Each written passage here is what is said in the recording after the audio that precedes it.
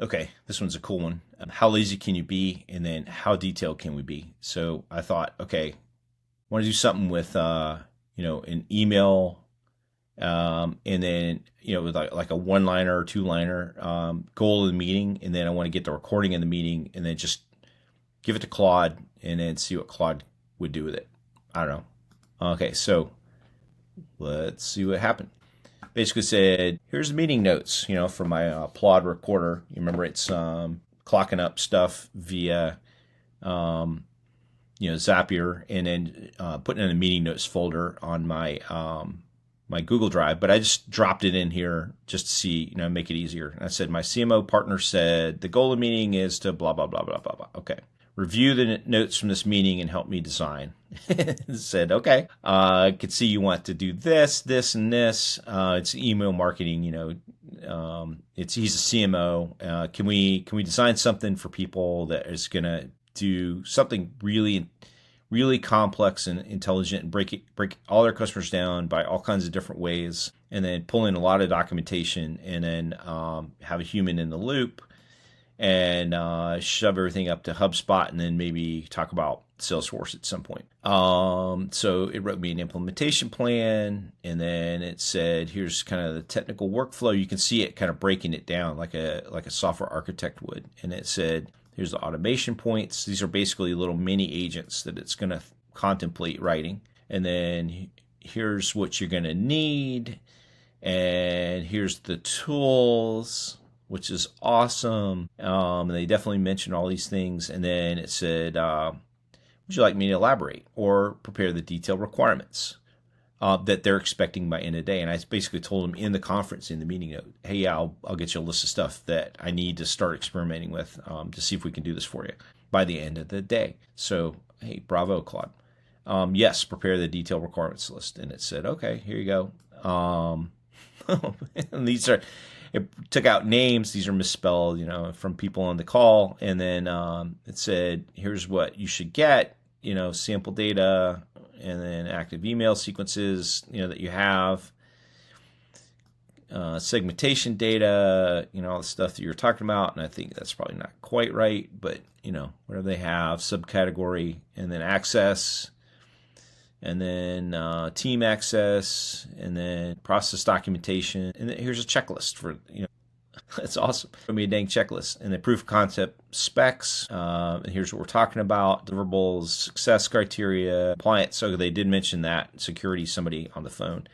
And, we're going to have to take all that into account because somebody's, going to need reassurance. Meeting action items, end of day, and, do this. And then next week we're going to do that. And then, by the end of the week, we're going to do that. And then here, ship it. Here's my contact information.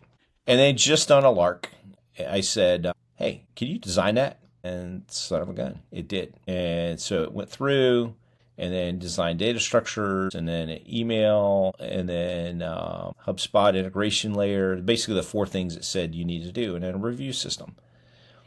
And then there we go.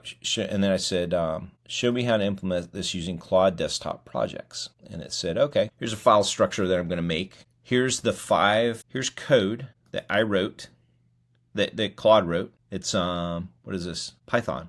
It wrote Python. And it wrote me 1, 2, 3, 4 little chunks of Python code to do each one of these things that it designed. I thought, there's no way this is going to work. So then it wrote a desktop workflow guide, and it told me exactly what to do. And isn't that cool? That's very cool. And then it said, here's your next steps. And then off you go. And I said, create a new project here in the Claude desktop following the above directions. And I think at this point I got a little ambitious. I'll create the AI. Oh, let me start by setting up a directory. Okay, so it blew all this stuff out to my local directory. And subdirectory, it set it up so that it just runs off the local file system. And then it added some readmes and setup instructions and what is this? A content repository should look like. Oh, this is awesome. And then let me demonstrate the system by generating. Let me just run the code for you. Oh, man. generating your first email sequence. Okay. And then great success. Here's where it is. Put it on my Dropbox, which is kind of cool because now we can share it. What's been created, ready to use files, docs, test it right now. Open this file. So it wrote the prompts for us. Copy it, paste it in the desktop, and it'll generate everything you need. And then here's your deliverables. So I just went ahead and wrote those for you and sent them to Lewis. And it said, want me to run the first generation email generation right now? Sure, yeah, let's do it.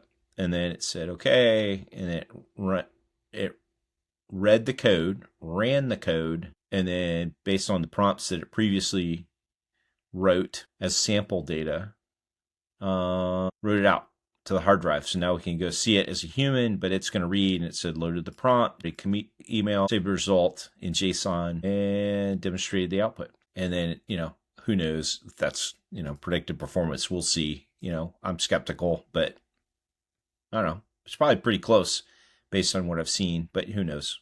All right. And in under 30 seconds, you just, hooray, did a bunch of really cool stuff. But generated professional target email, included proper personalization with A/B variant testing, created review-ready content with performance predictions, and demonstrated 95% time savings versus manual creation. So the CEO is going to be super happy that everybody's actually using some AI to go faster and be more efficient. Want me to generate emails number 2 and 3? Sure, why not? And then so it did. Hey, we got the whole email sequence generated for a sample, sub, part of their segmentation. And then here's the strategy: awareness, value, action. That's awesome. Brand standards, marketing, technical, and then let's pay attention to this in your number 4 output folder.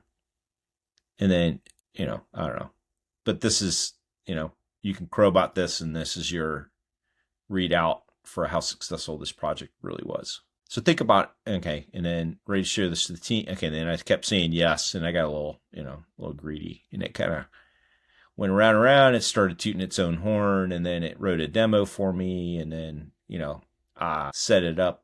Here's the steps you have to do to make a project, and then there we go. Awesome sauce. How to onboard the team. Yeah, create each one of them their own personal setup guide. They did. That's awesome. Oh man, you definitely want to edit those and make sure that it's not crap. But man, even if it's as close, how cool is that? That go create a strategy. Go figure out what's important. Consider all the things that are like drudgery, to go think about, or it might take a long time, or you might not want to spend a sophisticated resource developing.